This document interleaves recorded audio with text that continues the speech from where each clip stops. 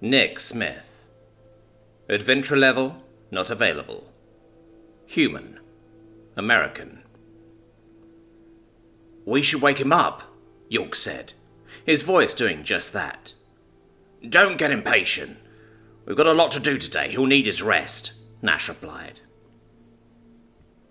Suddenly giving my wholehearted agreement to Nash, I pretended to still be asleep. We do have a lot to do today, and I can't wait to get started, York exclaimed, loudly. It won't be as fun as you're imagining, and it will be even less fun if he's half asleep all day, Nash stated. The only thing I could think of that we had to do today was move me from this hospital to Nash and York's mum's place. Since I didn't have any staff, that shouldn't take all day, unless there were ceremonies or something. I don't want to take part in the ceremony, though. Fun or not, it's still exciting to see what training will bring out in him. Is he strong? Is he weak? Only one way to find out, and we can't do that while he's asleep, York nearly shouted. A feeling of dread spread through my core. Training. I doubt they had virtual reality, which would mean actual fighting. And since York doesn't appear to be the physical fitness guru of the village, that will mean fighting against Nash. A fight against a 6'10" orc that has muscles that professional bodybuilders would kill for? No thanks. I'll pretend to be asleep all damn day. Quiet down. Why are you so excited about his training? The only thing you care about is whether he can do magic or not, Nash said. Magic? The abilities of those with magical talent are frequently opposed to the abilities of those with physical talent, so if he's bad at physical skills, then he might be amazing at magical skills. Or if he's good at physical skills, he might be terrible at magic. That would be disappointing. But either way, it will answer questions that I have, York said, turning his voice down a couple of notches. Although there's a chance that he's good at both. We've never seen anything like him, so it doesn't make sense to apply our own limitations to him offhand. So which would you rather have him do first? Magic or muscle? Nash asked. Magic, I said, sitting up. Both orcs turned to look at me. Nash raised an eyebrow at me, as York began to smile ear to ear. The mental image of a grinning demon was difficult to shake, especially with the sharp teeth. Nash stood up and looked down at me. Fine. We'll do magic before testing your physical abilities. Before we do any of that, though, we're going to introduce you to our mum. She's going to decide whether or not you get to stay with us. And if she decides you can stay, you're going to become our brother, he said. Don't be expecting any fanfare, though. Best you'll get is a big dinner tonight. Indeed. Elves and dwarves may throw lavish celebrations, but orcs rarely do, York added. Do humans celebrate often? It depends on the humans, I answered. Some celebrate every chance they get. Others never celebrate anything. There's a lot of in between, too. Nash looked impatient. Let's go. Mum's already up, so we might as well get this out of the way.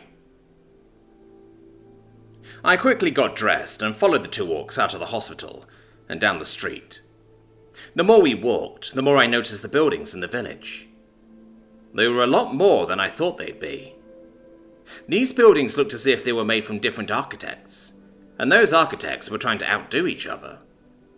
Some were made of wood, some were made of a type of grey brick, and others were made of a mixture of materials. Some buildings were obviously houses or shops, but others were anyone's guess. There was also plenty of plant life. Grasses, trees, bushes, and everything else you would normally see in a wooded area. On the horizon were mountains, looking like jagged black teeth that had just bit a pouch of white paint. They reminded me of the Rocky Mountains, but with less snow on top. It was comforting in a way. I also noticed that we were getting a lot of stares. I felt a little self-conscious, but completely understood their curiosity.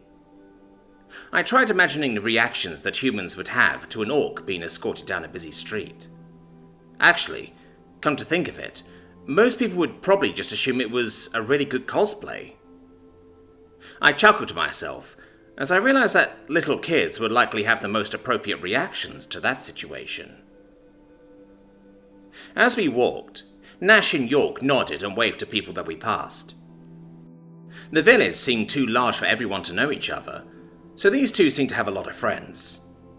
I had some friends back in my world, but not close enough for me to be broken up by their absence. More like the hanging out if it's convenient, and occasionally vent with kind of pals. Even so, Cassandra's illness had closed me off in a big way. I didn't have time for anyone but her, because our time together was so limited. She hated that, but understood that it was my choice, and the only way that I could cope. I had been hoping for some miracle to happen, and now I'm just hoping to get to see her one more time. I was pulled from this line of thought by Nash, pointing to a big wooden house, surrounded by an equally wooden fence. "That's ours," he said. We approached the gate, and two large creatures that looked like a lot like dogs came bounding out the front door, yelling as they came. They were about twice the size of a husky and similarly shaped, but completely without fur. Their skin was black with green stripes. I was startled by their size and appearance, as well as the fact that they weren't barking so much as shouting, "Hey!" over and over. York noticed my expression. "Those are puppers. Dima and Nuncho, specifically. Dima is carnivorous, Nuncho is herbivorous. You'll be able to tell by the teeth," he explained, as Nash wrangled them back into the house. I followed York closely, suddenly feeling out of place. I also found it odd that I hadn't felt this out of place before. I guess it must be how lived in this house feels, compared to everywhere else I had been. Makes me feel like I'm intruding. It looked about as clean as a normal house and smelled like unfamiliar cooking and cleaning, like going to a new friend's home. The furniture in the house was similar to that of the hospital, like modern-day medieval knockoffs. Tables with metallic inlays, wooden chairs with padding on the seats and backs, and even doors with metal handles. Nash was struggling to hold on to the puppers, as York led me deeper into the house until we entered the kitchen. At the table sat an orc woman, who gave me a warm smile when she saw me. I had expected her hair to be black like Nash's, but it was blonde with some grey strands here and there. She had a bit of wizening around the eyes, but other than that it was hard to tell that she was any older than the two orcs that escorted me here. Her green skin was also a few shades lighter than her son's. Come to think of it, I hadn't seen any male orcs with light skin, or female orcs with dark skin. "Mum, this is Nick Smith. He's a human. Nick, this is Yilda, mother of Nash, mother of York, and many other titles," York said with pride. "I only go by my two most important titles," Yilda said, standing from the table. "Nice to meet you," I replied, as she walked up to me. She narrowed her eyes to study me closely, and placed a hand upon my shoulder. She turned me so that she could look at me in profile, and I was taken aback by how strong she was. Yilda was only an inch or two taller than me, and didn't look particularly muscular, but I got the distinct feeling that even if I had tried not to be turned, my resistance would have been futile. After a few seconds of examination and mumbling, she turned back to Nash and York. "He's cute. I'll take him into my care," she said. "Say hello to your new brother, boys." "We already have, Mum," Nash said, still struggling with the dog-like creatures. "Hello, Nick," York exclaimed with glee. "Nash," Yilda said, staring pointedly at the orc in question. "All right. Hello, Nick. Welcome to the family," Nash sighed. "Thank you. I appreciate your hospitality," I replied, nearly choking up. This was a confusingly emotional moment for me. If I were to look at it from afar, I would probably find it funny. In the moment, though, I felt warm and fuzzy feelings.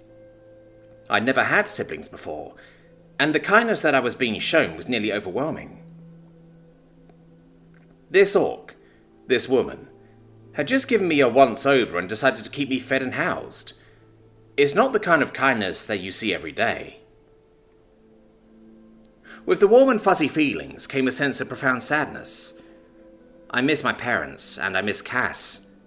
I didn't have the perfect life in my world, to be sure, but the people in it made it worth living.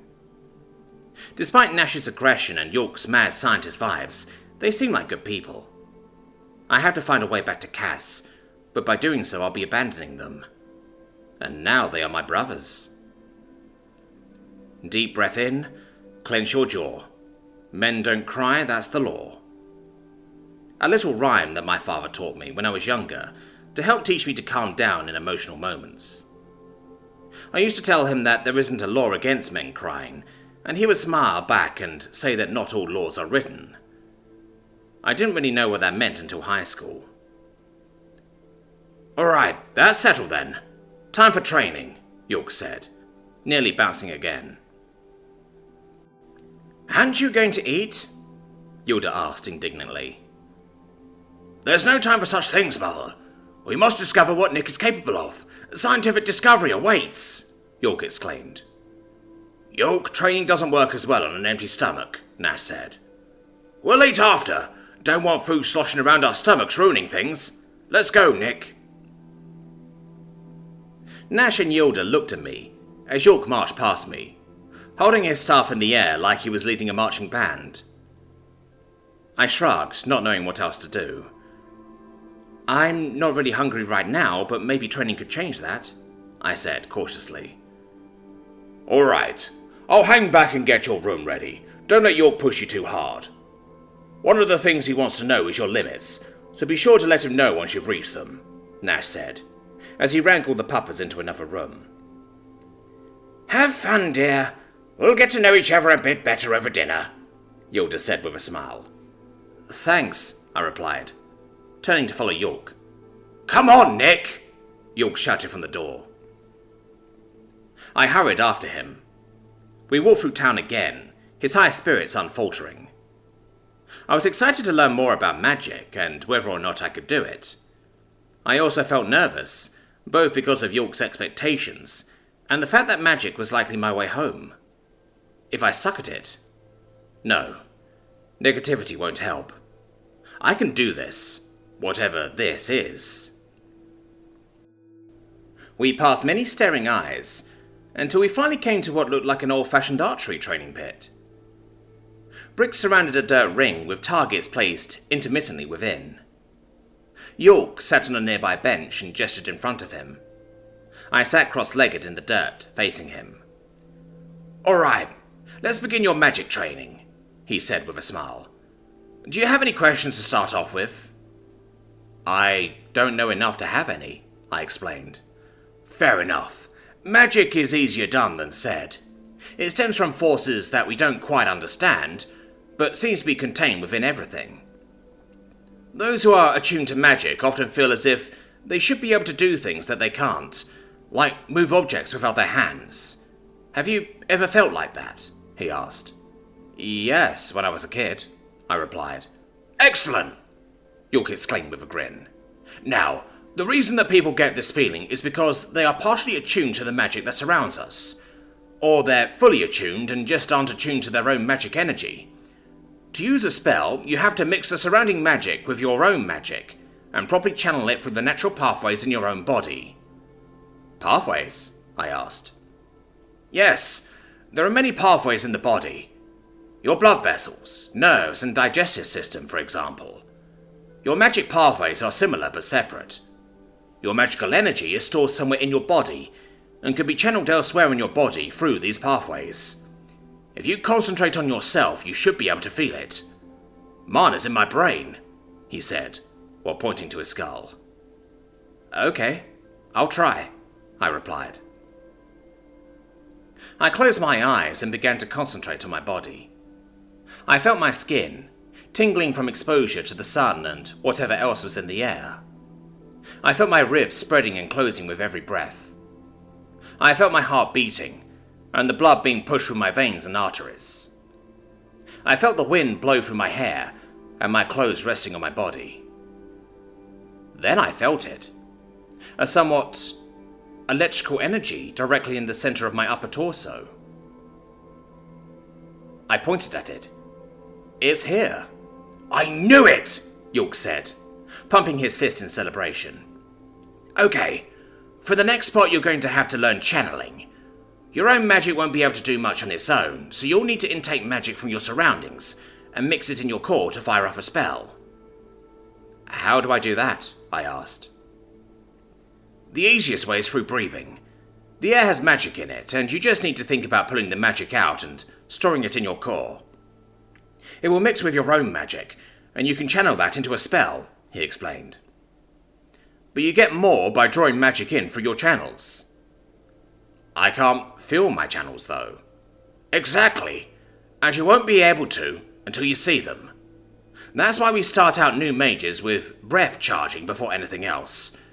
Go on, try it out. It should take about 20 or so deep breaths to get you nice and charged up." I closed my eyes again and began to do as instructed. I breathed in through my mouth and out through my nose. The electrical feeling got slightly more intense, and I could feel the two different magics in my chest.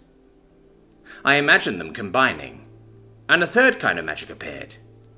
It felt amazing, like I had all the energy in the world. A few breaths later, and I somehow knew that I was fully charged up. "Okay, I'm ready," I said. "What? That was only 10 breaths, are you sure?" York asked. "No, well, yes. My core feels full," I replied. "Is that bad?" The York studied me with narrowed eyes and scratched his chin for a moment. "I don't know," he finally replied. "We'll see. Okay, let's go to the targets." We got up and approached the range. From a distance, I had thought they were made of straw, but they were actually statues made of stone. Judging by all the pits and charring, they had definitely seen plenty of use. York picked up 2 stones and walked over to one of the targets. He placed the stones on the target's shoulders and walked back over to me. "Alright, I want you to try an easy spell. It's called Wind Spear, and its name is a very apt description of what you will need to imagine to create the spell. I'll demonstrate," he said, raising his hand. "Ribs in your sack." I flinched as I felt wind erupt from York's hand, but I also felt the magic and was transfixed. The stone on the statue's left shoulder shattered into pieces. The York grinned and turned to me, the sun gleaming off his bald head. "Like that," he said. "You should be able to disturb the stone on the right once you figure out the spell." "Wait, do I have to do the incantation?" I asked. "No, the incantation happens naturally. You can increase the power of a spell by mindfully saying the incantation, but that takes quite a bit of practice," he said with a smile. "Now, give it a try. Use both hands, though, for safety, since you don't know your channels yet." "Will I need a staff like the one you have?" York laughed. "No, you won't need an arcane focus until you're much further along. Even further along than I am. The only reason I have one is because when I was younger, I went on a dungeon raid with Nash and ended up breaking my back. Renu did his best to heal me, but he was only level 6 at the time, so I ended up with difficulty walking. So, my staff is both an arcane focus and a walking stick, but I use it for walking. Enough about that. Go ahead and try to cast a spell, Nick." "Okay, I'll try." I raised my hands and aimed them at the stone. I thought about how wind works. Gas molecules bumping into other gas molecules, pushing them along. The pushing is caused by gases getting hotter and colder, which causes them to get lighter or heavier than the other molecules around them. The harder they push, the faster the wind goes. I imagined this happening, but being channeled into a spear that rushed towards the stone. Then I felt a sort of click. "Ribs in your sack," my voice said. I felt the magic in my chest flow through my arms and through all 10 of my fingers. The intensity of the movement almost hurt, but felt good at the same time. The tingling sensation pushed itself out of my fingers, manifesting my will. The air pressure around my hands erupted with a blast of wind that pushed me back a step. Wind spear unlocked. What? I asked, looking at York. I didn't say anything, York said, staring at the target with his mouth agape. I looked at the target, and my mouth dropped open as well. There was dust settling around the statue, but I could see that it was missing its head and shoulder. The stone was nowhere to be seen, and the arm had fallen onto the ground. Behind the target, there was a noticeable dent in the bricks. What the hell? Wind did this? I did this? We stood shocked for a few moments, but then York's opened mouth turned back into a grin as he turned to me. I met his eyes, and he placed his hand onto my shoulder, his sharp teeth glistening in the sunlight. He definitely reminded me of a smiling demon.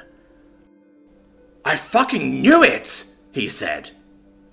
We're gonna have quite a time together, Nick.